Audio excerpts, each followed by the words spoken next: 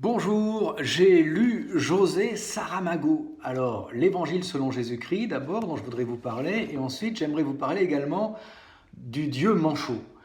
Alors, José Saramago, c'est un auteur portugais du XXe siècle. Il est né en 1922, il est mort en 2010. Prix Nobel de littérature en 98. Et bon, c'est un sacré morceau parce que là, c'est vraiment de la littérature, c'est vraiment une langue, c'est vraiment une écriture très particulière. Et bon, je pense que je l'avais lu il y a très très longtemps et ça m'a refoutu une claque. Je l'ai lu malheureusement pas dans la langue originale, j'ai lu une traduction en français et je sens que la force de José Saramago passe à travers la traduction aussi. Donc c'est vous dire si c'est puissant. Et c'est puissant parce que c'est une langue qui s'invente elle-même. C'est une langue... alors c'est drôle parce que ça utilise un petit peu... il y a eu une grosse mode dans les années 80-90 de plein d'écrivaillons qui écrivaient sans...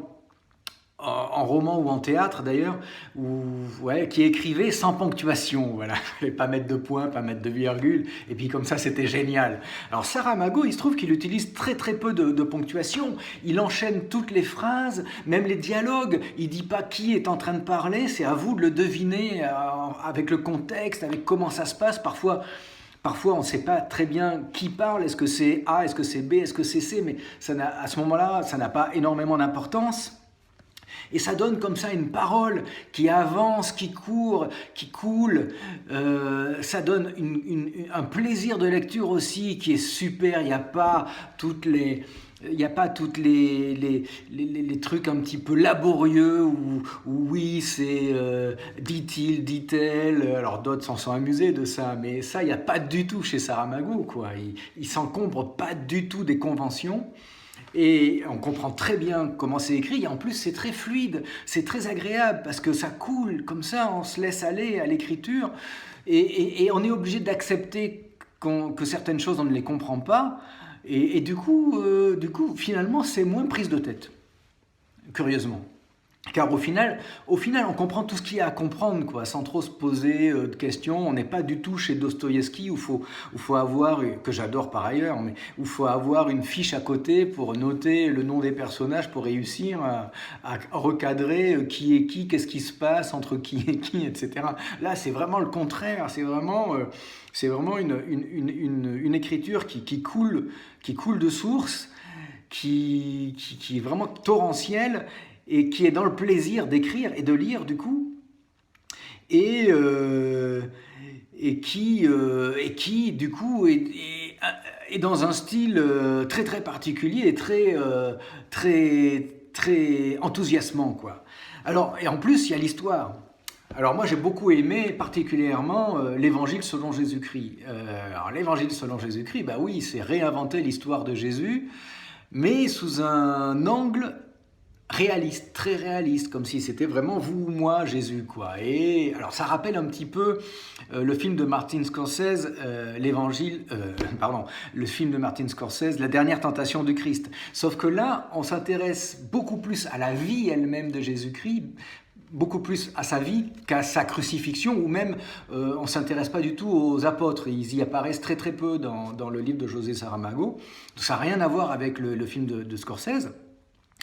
Et on s'intéresse beaucoup plus à la vie privée de Jésus-Christ, à son histoire d'amour avec Marie-Madeleine, à des choses très quotidiennes, et c'est ça qui est super. Et à la question, on sent derrière que la question, alors moi c'est ce que j'ai retenu, mais la question que se pose José Saramago, qu'est-ce qui se passe dans ta tête quand tu es Jésus-Christ et ça te tombe dessus comme ça, il y a Dieu qui se met à te parler, tu es capable de marcher sur l'eau, tu es capable de faire des miracles, et tu n'as rien demandé à personne, et peut-être que tu aurais aimé avoir une vie toute simple, une vie de charpentier toute simple avec l'amour de ta vie qui s'appelle Marie-Madeleine, sauf que tu es le fils de Dieu, quoi. Voilà, comment ça marche. Et même par rapport, ça commence avec Marie et Joseph, avec la Vierge Marie, donc, et voilà, qu'est-ce qui se passe quand t'es Marie et qu'il t'arrive ça, il y a l'ange qui vient te voir et puis tu te retrouves enceinte alors que tu es encore vierge.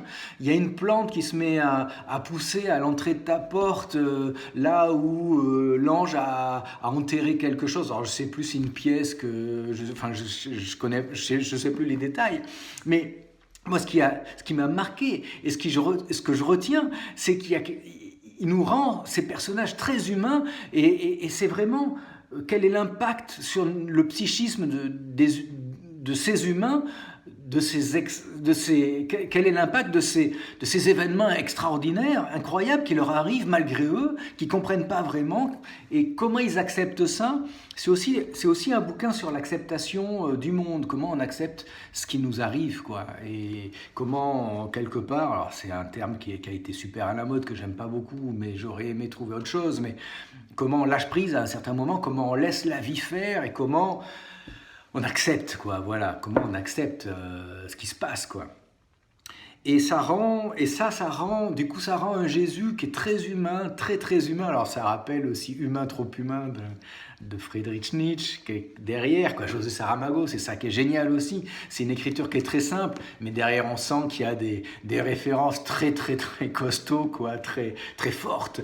Qui a quelque chose de très très fort derrière, et c'est là où, moi c'est des mecs que j'adore, c'est des mecs qui n'ont pas l'air, enfin en même temps si, parce qu'on voit bien quand on lit, c'est des sacrés bouquins, quoi, mais en même temps, à l'intérieur de ça, ils n'ont pas l'air d'y toucher, quoi, ils crânent pas les mecs, voilà, ils crânent pas du tout, quoi, mais ils t'écrivent des trucs d'une puissance, et encore une fois, d'un plaisir. C'est ça la vraie littérature. Tu rentres là-dedans mais putain, c'est le pied à lire, quoi. C'est le pied à lire, ça a des répercussions partout dans l'univers, et c'est un plaisir d'être là, dans ton fauteuil, dans ton canapé, à te laisser embarquer là-dedans pendant 1 heure, 2 heures, 3 heures, 6 heures. Et voilà, c'est le bonheur de la lecture. Ouais. Et ça n'arrive pas souvent. Moi, en ce moment, et depuis pas mal d'années, j'ai tendance plutôt à lire, à faire des lectures un petit peu pas obligatoires, mais les lectures, de la lecture, comment dire, utilitaire, voilà. Ah merde, il faut absolument que je lise ça, putain, je ne l'ai pas encore lu, mais il faut absolument que je le lise. Ou même dans le domaine de la science-fiction, quoi. Je me suis mis à relire de la science-fiction pour essayer d'étoffer un petit peu ma culture dans le domaine qui se limitait aux grands, quoi, de la science-fiction, que j'adore, comme Arthur C. Clarke, quoi, ou Van Vogt, voilà, ou des mecs comme ça. Enfin bon, bref, on en parlera peut-être une autre fois. Mais du coup, que ce soit dans le domaine de l'économie ou dans le domaine de la science-fiction, je lis des trucs qui me plaisent pas beaucoup et que je me force à lire parce qu'il faut le connaître, faut savoir ce que ça existe et il faut savoir ce qu'il y a dedans, quoi. Mais bon, du coup, je lis en ce moment beaucoup de choses qui, bon, il y a des choses qui m'enthousiasment au milieu de tout ça, mais c'est pas forcément des lectures plaisir. Et ça a été sur les conseils d'une amie, quoi, qui m'a mis ça entre les mains, qui m'en a reparlé. Et merci, quoi, parce que ça, voilà, je retrouve la littérature. Et d'ailleurs, le plaisir gigantesque que j'avais en lisant, je parlais de Dostoïevski, pareil, quoi. Bon, il y a des petites contraintes, il y a un petit peu plus de boulot quand on lit Dostoïevski, mais voilà, des auteurs comme ça qui te donnent vraiment un pied de lecture. Enfin voilà, c'est pas la peine que j'en cite d'autres. Donc l'Évangile selon Jésus-Christ, je vous en dis pas plus, c'est vraiment à lire et voilà. Je vous laisse rentrer là-dedans. Et j'ai lu dans la foulée Le Dieu manchot, alors qui est le gros best-seller de José Saramago. Moi, ça m'a beaucoup moins plu que l'Évangile selon Jésus-Christ. Alors très agréable à lire, beaucoup plus baroque dans l'écriture. Ça se passe, alors j'ai pas révisé mes fiches, mais je crois que ça se passe à peu près au XVIe siècle au Portugal. C'est autour de la construction d'un monastère au Portugal, suite à une promesse faite par le roi du Portugal que si la reine donnait naissance à un fils, il construirait un monastère. Donc il a un fils et donc il ordonne la construction de son monastère. Autour de ça, il y a des personnages. Il y a notamment une histoire d'amour très très forte aussi entre les deux personnages principaux. Le personnage de Sept Lunes